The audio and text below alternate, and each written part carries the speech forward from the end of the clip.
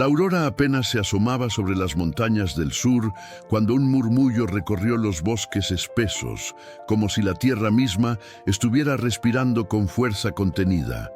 Era 1553. Han pasado más de 10 años desde que Pedro de Valdivia pisara estas tierras, convencido de que bastaba su espada y la cruz para someter a un pueblo. Pero lo que él aún no entendía era que los bosques de Arauco guardaban secretos más poderosos que cualquier ejército.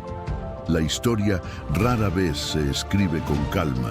En Chile, entre los densos bosques del sur, se escribió con lanzas, fuego y sangre. Era mediados del siglo XVI. Pedro de Valdivia había fundado ciudades, repartido encomiendas, levantado fuertes, y creía que el territorio estaba doblegado. Pero bajo las copas de los robles, en las orillas de los ríos turbios, algo ardía en silencio. Un pueblo que se negaba a desaparecer. El aire era húmedo, cargado de resina y humo de fogatas. Entre las sombras, en los claros iluminados por la luna, los jóvenes guerreros mapuche afilaban sus lanzas de coligüe endurecidas al fuego. Sus rostros, pintados con líneas rojas y negras, brillaban como espectros. En el centro de pie, un muchacho de apenas 20 años miraba con intensidad el fuego. Su nombre resonaría durante siglos: Lautaro. A ojos de los españoles, apenas un mozo de caballos, sirviente obediente de Valdivia. Pero Lautaro observaba con atención, aprendía. Cada movimiento de los soldados, cada orden en el campo de batalla, cada secreto de la caballería. Era como un alumno invisible, recogiendo las claves de la guerra europea para convertirlas más tarde en armas contra sus maestros.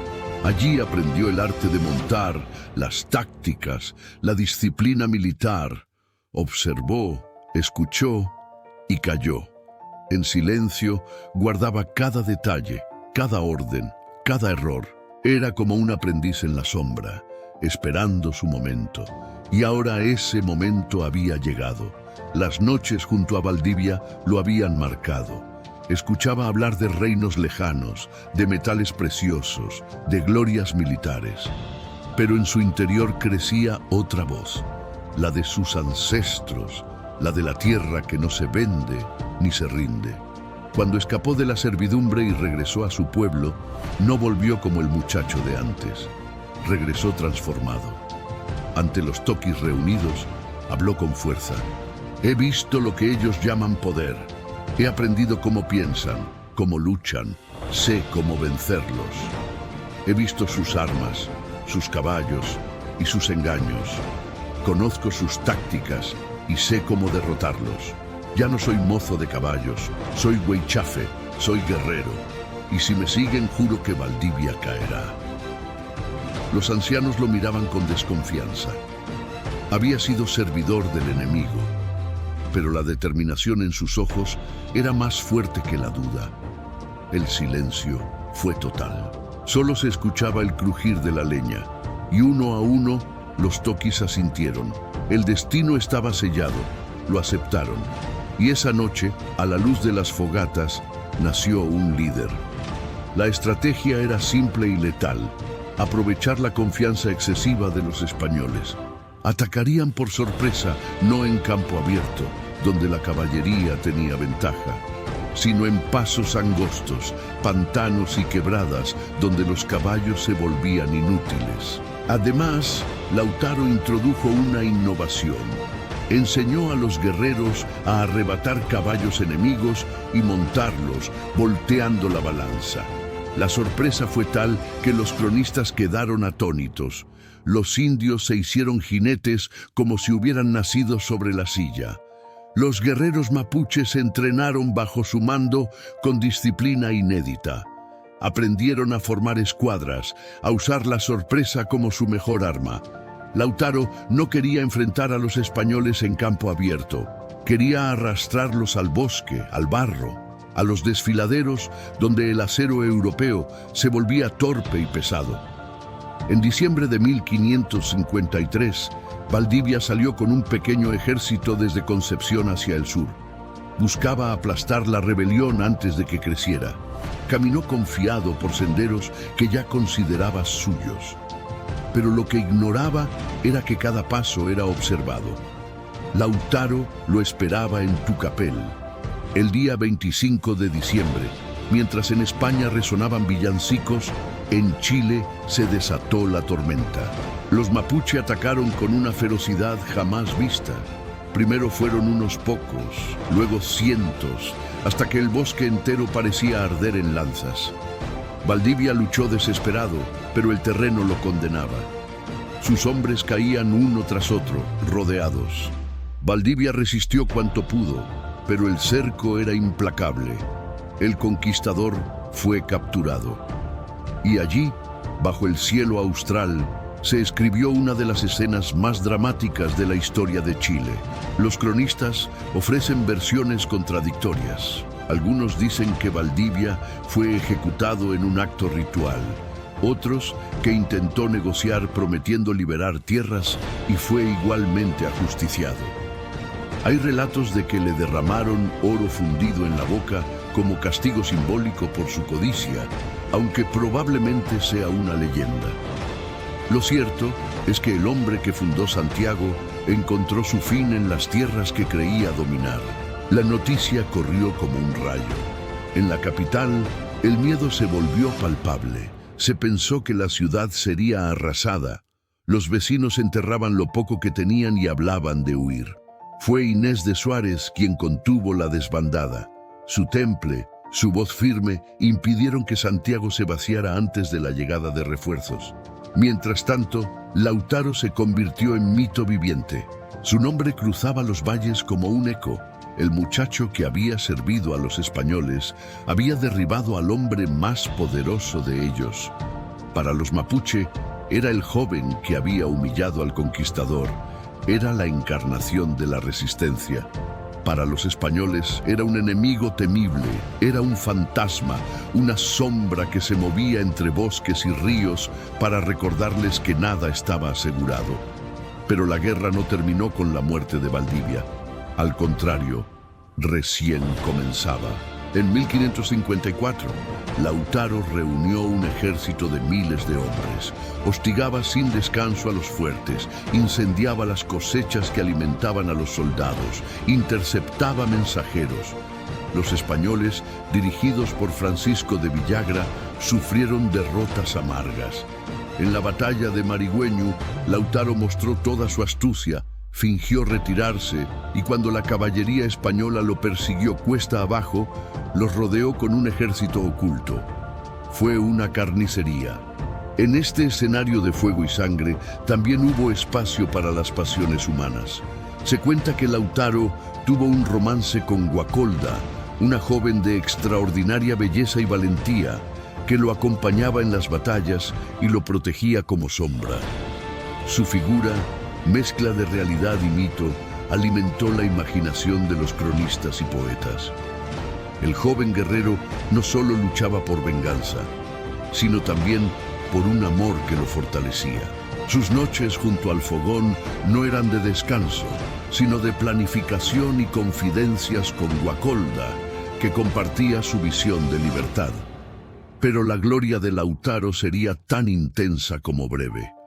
Los españoles, pese a su derrota, no abandonarían tan fácilmente. Nuevas oleadas de soldados llegaban desde Perú, y con ellos estrategias más duras, más crueles. La guerra estaba lejos de terminar. El destino de Chile se debatía en cada batalla, en cada río teñido de rojo, en cada fogón donde los mapuche juraban resistir hasta el último aliento. Sin embargo, el destino de Lautaro sería tan breve como brillante. En 1557, una traición lo sorprendió en su campamento.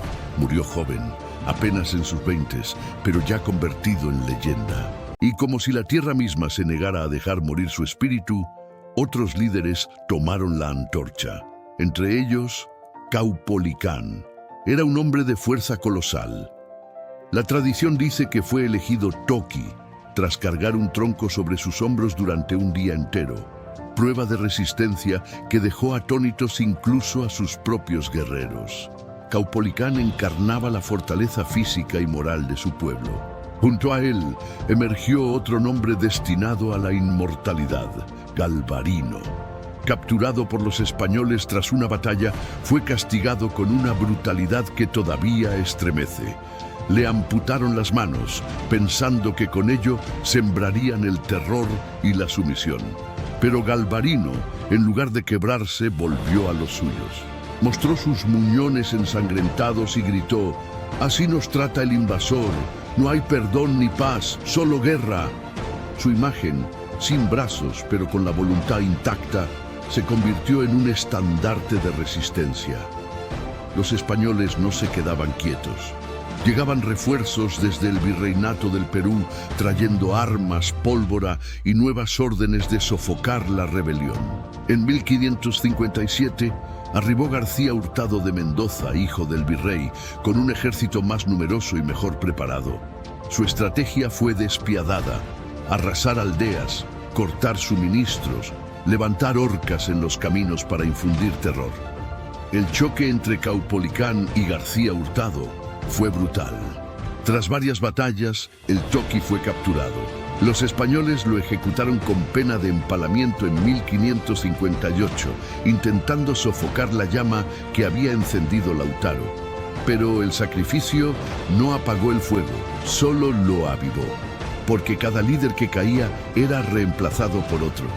Cada derrota española era seguida de un contraataque mapuche. La guerra se convirtió en un ciclo interminable de sangre y cenizas, un conflicto que no tendría tregua en décadas. El paisaje mismo parecía formar parte de la batalla. Los bosques espesos ocultaban a los guerreros. Los ríos caudalosos se transformaban en barreras naturales. El clima lluvioso del sur empapaba la pólvora y convertía los caminos en lodazales. Chile no era un territorio fácil de conquistar, era una trampa verde que devoraba ejércitos enteros. En medio de todo, los romances, las traiciones y las pasiones humanas daban un tono casi legendario. También las intrigas en Santiago, donde familias españolas rivalizaban por poder mientras temían cada ataque nocturno. La primera década tras la muerte de Valdivia fue un torbellino. Ciudades quemadas, fuertes abandonados, caminos vigilados por sombras. Los españoles lograron mantener su dominio en Santiago y en algunas ciudades del norte, pero en el sur la tierra ardía. Así nació la Guerra de Arauco, no como un episodio aislado, sino como un conflicto eterno. Una guerra que desafió a imperios, que atravesó generaciones, que convirtió a Lautaro, a Caupolicán y a Galvarino en símbolos inmortales. Y al caer la noche sobre los bosques del sur, el eco de sus voces aún parece resonar entre los troncos húmedos. Mientras un mapuche respire, esta tierra no será conquistada. La historia que acabamos de recorrer no es solo un relato del pasado. Es un eco vivo que aún resuena en nuestra tierra. Si esta narración te atrapó, no olvides darle un me gusta, compartirla con quienes aman la historia y suscribirte para no perderte lo que viene.